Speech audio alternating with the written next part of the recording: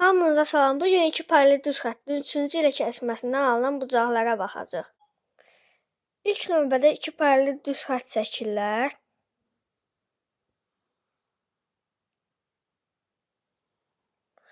Və bunu 3-cü bir xətt ilə kəsişdirirlər. İki paralel düz xəttin 3-cü ilə kəsməsindən alınan bucaqlar belə göstərilir və ədədlə işarə olunur.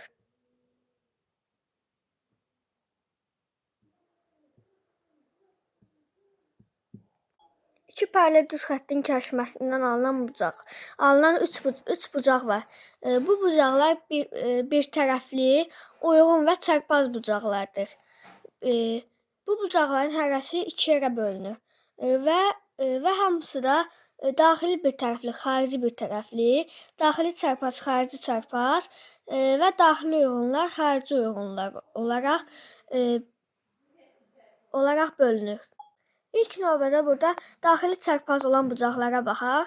Burada daxili çarpaz olan bucaqlar 4 ilə 6-dır. Daxildə olan iki çarpaz bucaqlardır. Burada 4 ilə 6 və 3 ilə bucaq 5-dir. Burada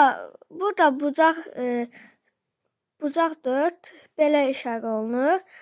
Sonra vergül qoyuruq və bucaq 6 yazılır. Daha sonra bucaq 3 və bucaq 5-in də kəsişməsini belə yazmaq olar.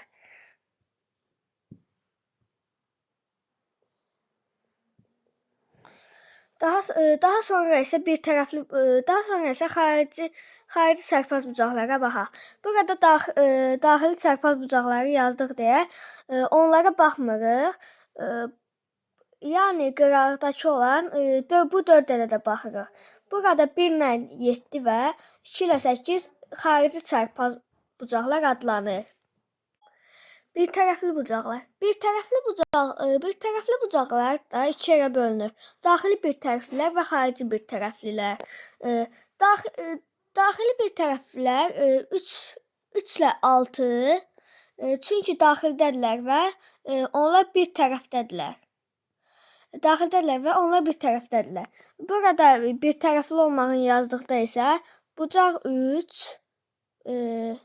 və bucaq 6 belə yazılır.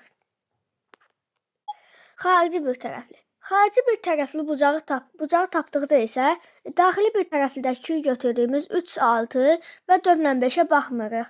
Sadəcə kənarda duran 4 ədədə baxırıq. Burada 2 ilə 7 və 1 ilə 8 xarici bir tərəfli bucaqlar adlanır. İndi keçək uyğun bucaqlara. Uyğun bucaqlar da iki yerə bölünür. Daxili uyğunlar və xarici uyğunlar.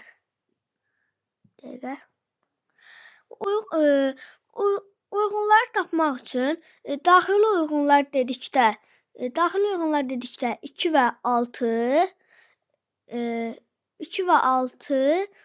və 1 və 5 nəzərdə tutulur. Xarici uyğun bucaqları tapdıqda isə 4 ilə 8 və 3 ilə 7-ni götürə bilərik.